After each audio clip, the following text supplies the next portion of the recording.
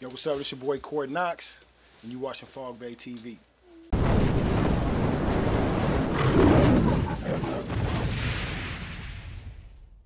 Introducing the great Peninsula West Bay pioneer, Cort Knoxx, also known as C-Sicc. Huge, 20,000, 30,000 out the trunk back in 1998. Do you understand that is equivalent of 30 million streams today? Multifaceted, multi-talented artist. How you doing today, brother? Chilling, man. Happy to be here. Thanks for having me. You know what I'm saying? All right, we're going to get right into it.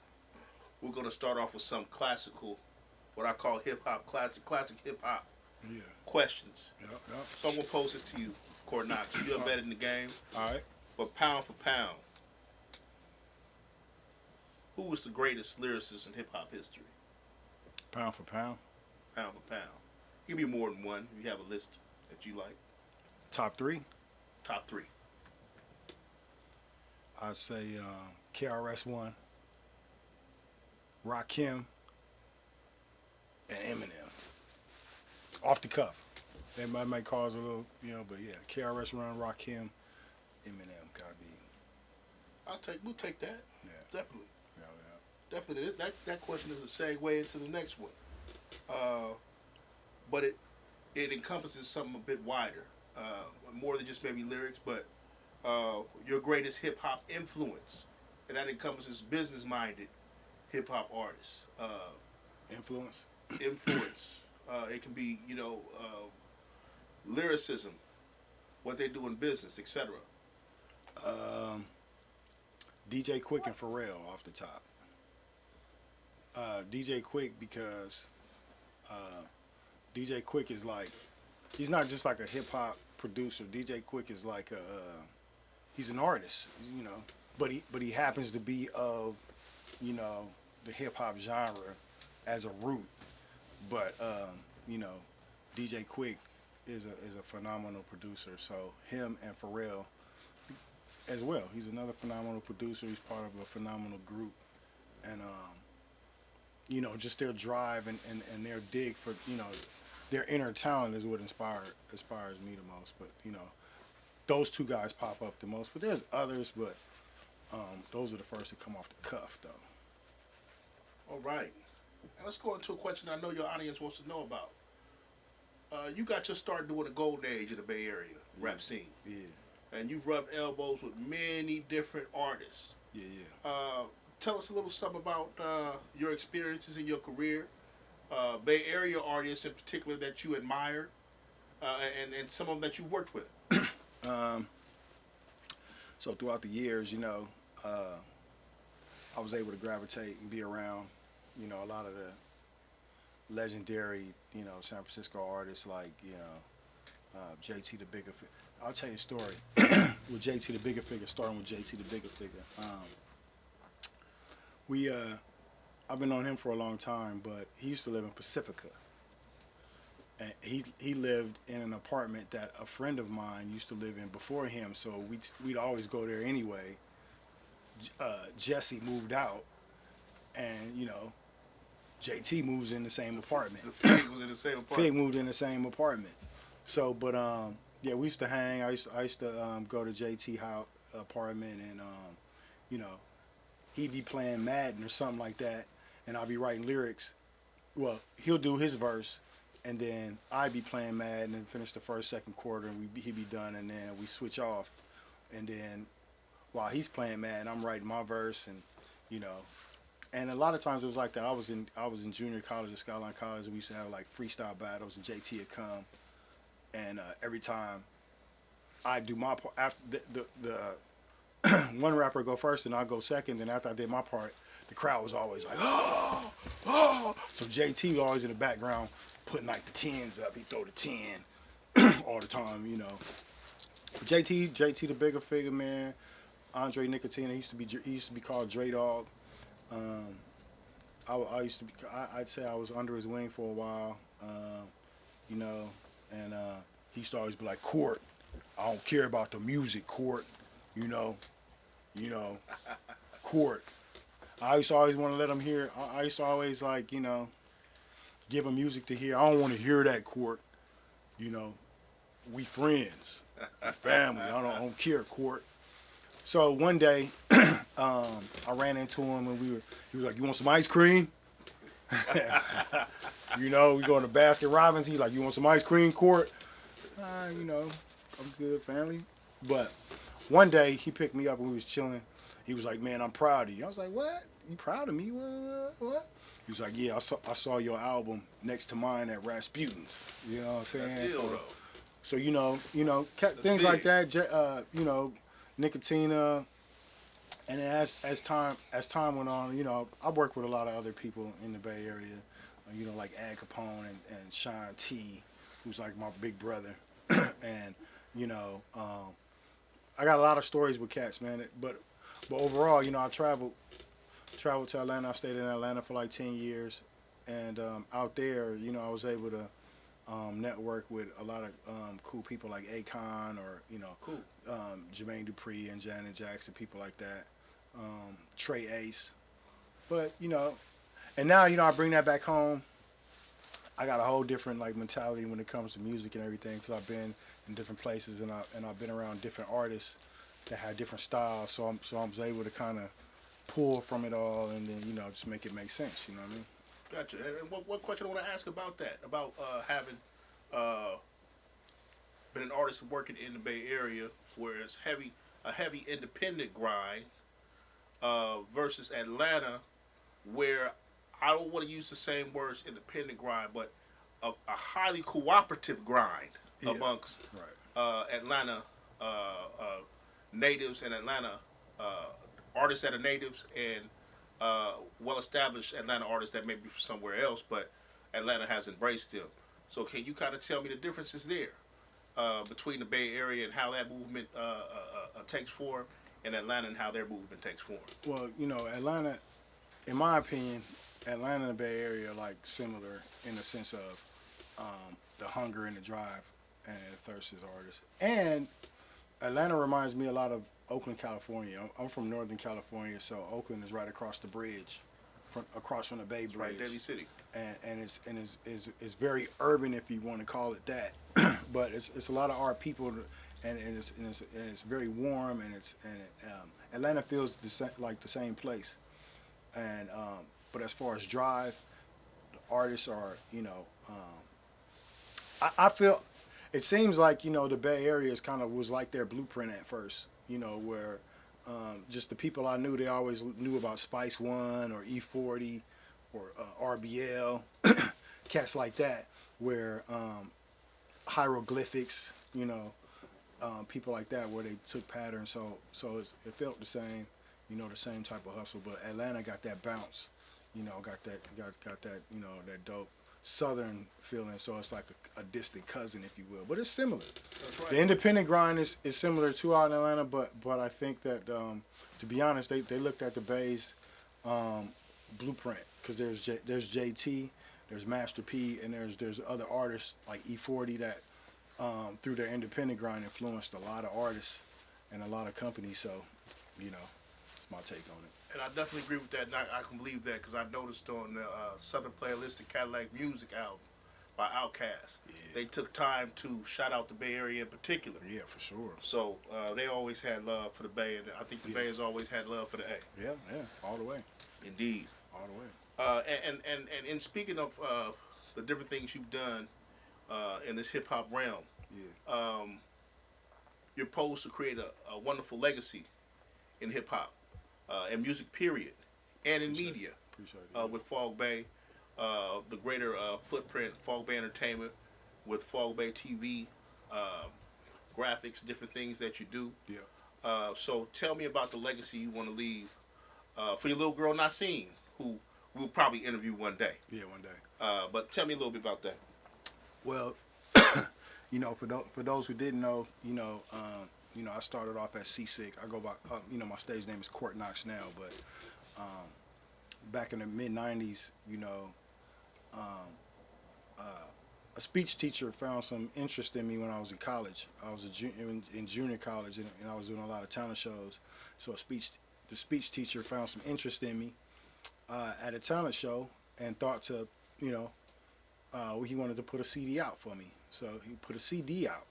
So you know, I recorded the album in 2 weeks in my parents' basement with the keyboard. I did it in 2 weeks, like the lyrics, everything. Yeah. And then went to the studio. He invested in it. Then from there, I came up with a record label name.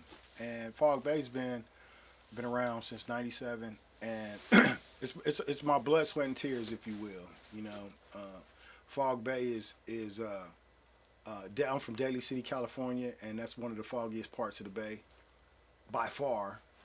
So you know, FogBay was the easiest thing to come up with, and you know, it's stuck. But FogBay is like my blood, sweat, and tears. So it's something that we can never give up. Well, I can't. And the legacy of FogBay is more or less, you know, quality. Like, you know, you want to think of when you think of, you know, Versace or Gucci or Prada or something like that. That's how I want you to think of. You know, when they think of Aftermath, they think of a certain level of quality. When they think of, at the time, when you thought of like Cash Ja Money, Rule and Cash Money, Bad Boy. you know, Bad Boy, it's like a fragrance. Death Row. You know what I'm saying? Death Row. Like all of these brands are like different fragrances, or like colognes or things like that, or senses senses, you know, that we want to capture. So as far as FogBay is concerned, you know, not just music. I want it to be, you know, a worldwide media company where we empower the youth, we empower artists to be engineers, you know, music engineers or graphic designers as well. So you don't got to depend on everybody else to do your stuff. You know, you always want to have a team, but at the same time, you want to know how to do the stuff yourself too. You know what I mean? All right. And we know that FogBay started in the 90s, 98 to be exact. Yeah. But there has been a resurgence in the last couple years. Yeah. I don't want to say a reorg, but definitely a resurgence. Yeah. Maybe a rebuilding. Yeah. True. Or shaking the foundation up a bit. Tell us a little bit about that, what you're doing now, strategically to go towards that legacy we talked about just now. Well, at the time, I was feeling that, you know, I've been rapping for a long time and everything, but I'm not going to date myself because we always reinvent. As an artist, you're supposed to reinvent yourself. But at that time, I was thinking I was dating myself by the quality of music I was presenting. You know, my whole style and everything like that was, in my opinion, a little bit dated. Even the name I had. So I thought of Prince or certain artists like that always evolved their style. So if you think of Prince has been around since the, you know, mid '70s, and Indeed. he's always found a way to evolve himself. Like for instance, the Rainbow Children from Prince. Nobody would have really expected Prince to do like an album like that. And right when I heard Rainbow Children from Prince is when I was like, it hit me. I was like, yeah, I think, you know, I can do that too. You know, he had an afro. He didn't have that perm or whatever he used to wear, and things like that. He was really, and then he evolved again. And so I think at the time, you know, that's what I thought. And I think FogBay now is, so like the tagline is, you know, the past, present, and future of hip hop music, which is the truth, because I came up when, you know, Fat Boys was around and stuff like that, and we used to write the lyrics and pause the tape and write the lyric and pause the tape when we hear, like, you know, Fat Boys or Public Enemy and things like that. So I come from that era. So that's the past. The present is what we got right now, and how we pushing hip hop and how we pushing the quality and pushing the line and everything like that. The future is what we endeavor to be, you know, as we, you know, move forward and do these things we're doing and keep, you know, dropping hits that if we're blessed to drop them, you know, just like Motown and all them. You come in the studio, man, and the goal is to drop hits, man. So that's our goal, and you know, that's our focus, man. We're gonna walk right into this next question, man. I heard you mention Daly City, California. Yep. We know your San Francisco legacy, both your people from the city, your mom and pops. But we're going to talk about home life and how that's influenced your music. Oh yeah. And coming up, the type of music you listen to, and how you kind of take that and weave it into what you do now. So I think that'd be interesting to your audience to understand the mind of Cort Knoxx. Well, we can go. We can really go deep. My dad's a singer, you know, but we can go deep into the church where when we started as kids. My grandmother was more like a Shirley Caesar. Her voice and how she sang in the church, so she had like this voice that blew blew the roof off the ceiling. I mean, she was like, it was one of a kind. And so growing up, going to church, she'd get up there and it was so, as you know, growing up in church, and then my dad, he was he was part of a group, like a quartet, if you will. They were called the Gospel Impressions, and they tour around locally, and a lot of times in the Bay Area, and a lot of times they'd be in our den. We had a basement area room where it'd be him and the rest of the guys, and they'd be harmonizing and just practicing or just singing different songs and just coming up.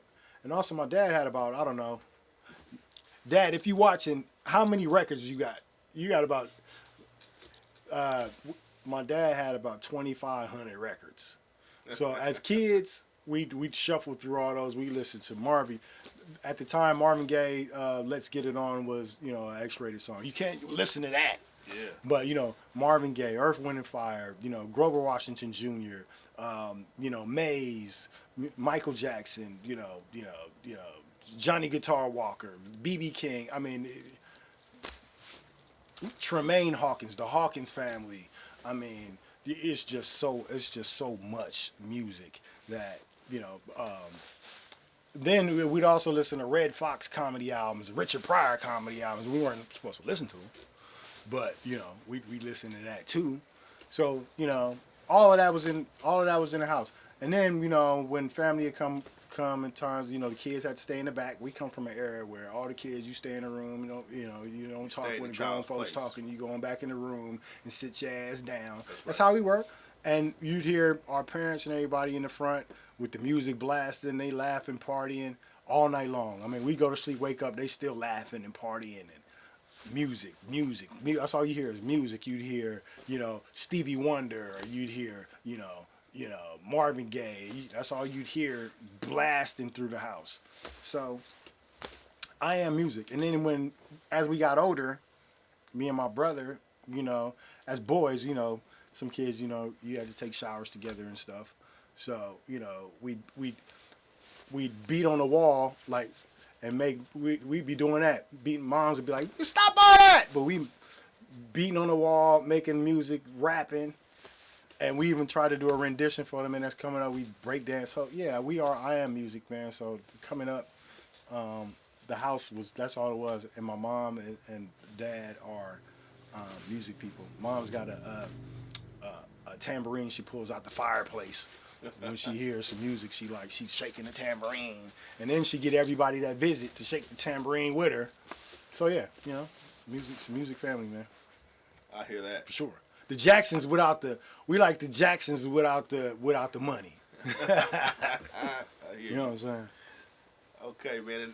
And speaking of legacies, let's talk about the trajectory of the Bay Area, man, and where the Bay Area music scene is going, particularly hip hop, and California, California wide, really.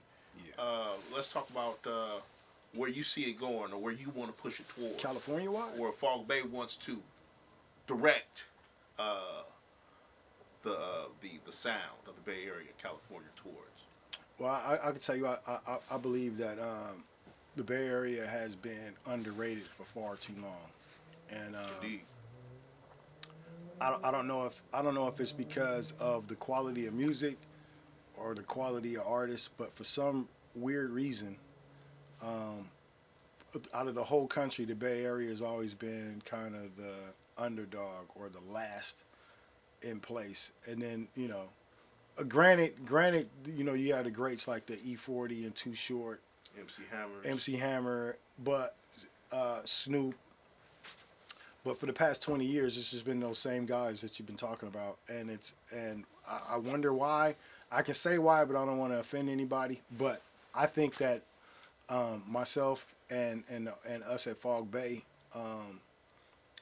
we know what it is, and all we really aim to do is just put out quality music, select people that can sing in key, select producers that, if not us, we produce music that sounds sonically good, and the tone and everything like that, and we use the best mixing engineers or master engineers that we could find to get us the best product. That's how we rocking. And so I think in the Bay, I think we still have a lot of opportunity to shine. I think the light is still at the end of the tunnel for us. So tell us a little bit about, and we'll come to your projects in particular, but tell us a little bit about the projects that have come out of FogBay.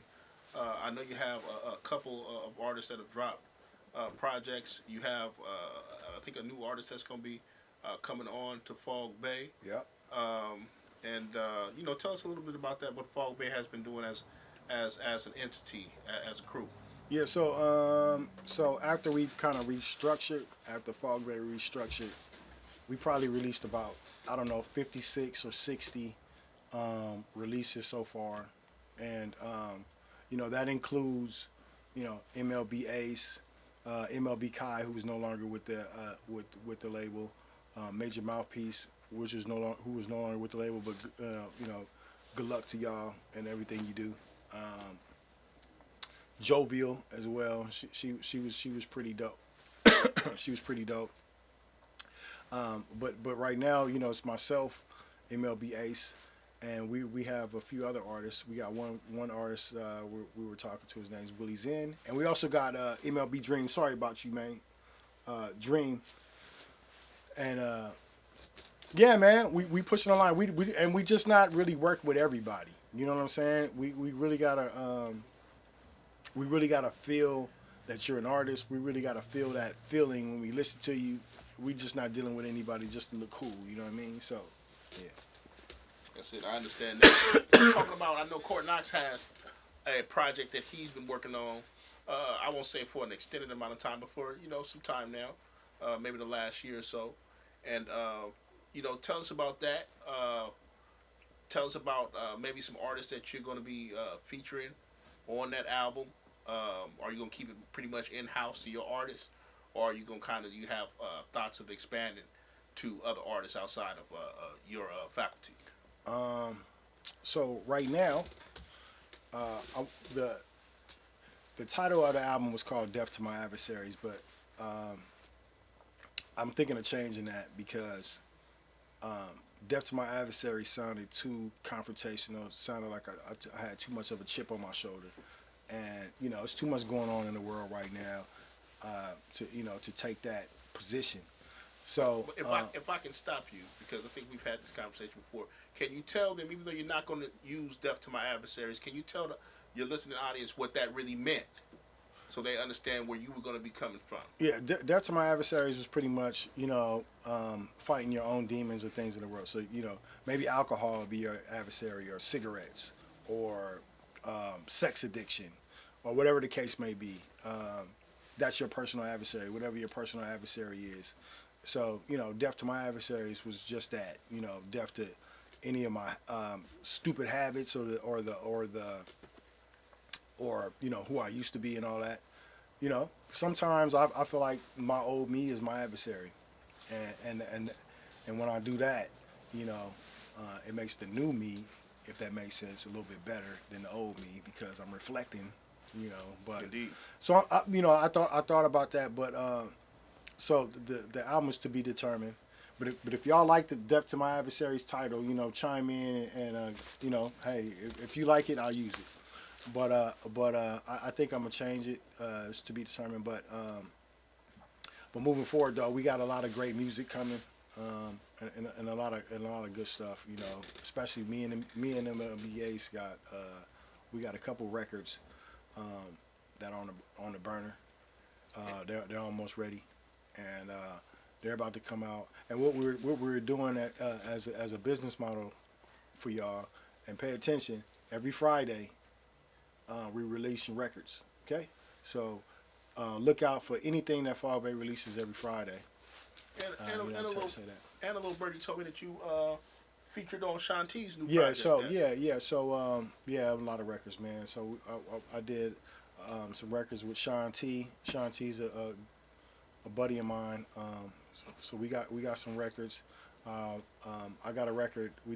I did another record that's pretty popular right now with Shanti and Cocaine. Cocaine is a phenomenal artist who was featured on Eazy-E's album. You know, Snoop, Tupac. I mean, the list goes on. He's one of the most used artists in hip hop history. Cocaine, Kokane, as well as other artists we work with. I don't like to name drop a lot of names because, you know, I think we all, if we all consider each other and work with each other as artists, then that energy kind of makes us the same, because we put together, you know, hopefully some magical music to where, you know, a person, because that's the goal as an artist. The goal as an artist is not to make money and be popular. It is, but it's to touch the person. You know what I'm saying? The ultimate, the best feeling when you make a record is to have somebody call you and say, hey, you know, that touched my life, or, you know, I think about my family when I listen to that song, or I think about this or that. So that's the most gratifying in that sense. All right. And you kind of led me into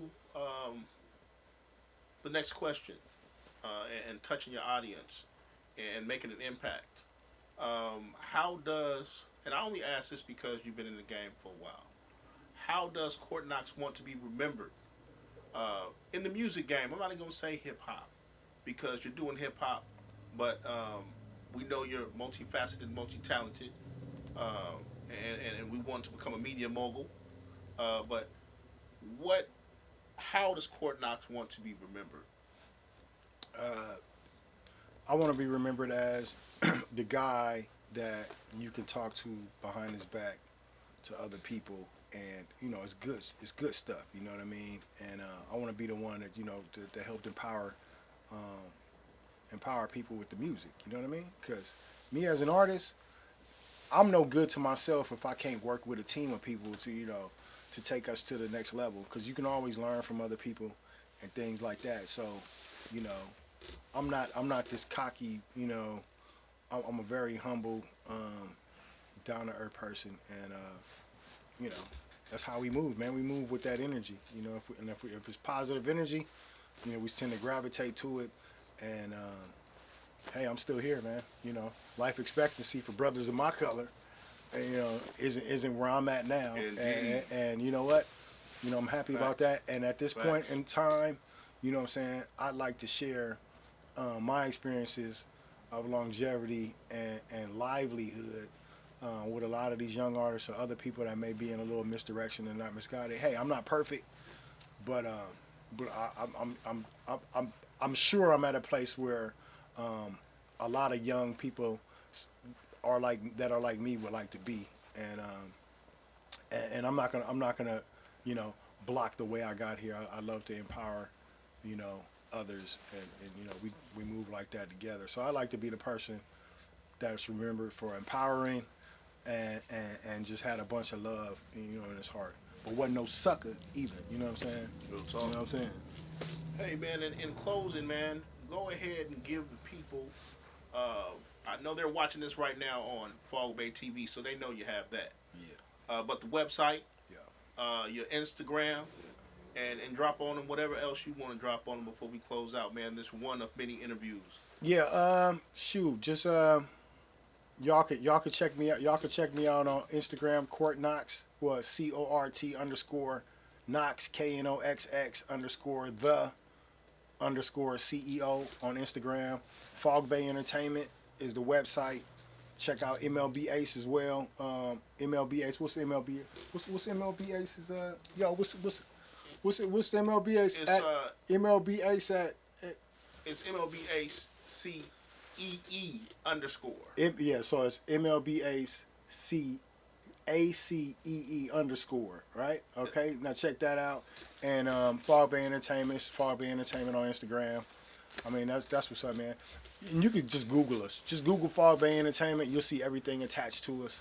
And yeah, I mean, that's just what it is, man. We're not a label or people that really talk big about ourselves. We just let our content and our music speak for itself, and then we take it from there. So, but we are confident in our skills, and so we just take it from there. And if you like it, you like it. But you know what? We've had a great percentage of people that really liked our music and wanted to work with us. So hey, what can we say, man? All right. We've had the first inaugural interview of the CEO Cort Knoxx. Yes, sir. On FogBay TV. We thank you for coming by. Sure. We appreciate it. Yeah. And we look forward to another interview in the future. Yeah, appreciate it, man. Peace. Peace.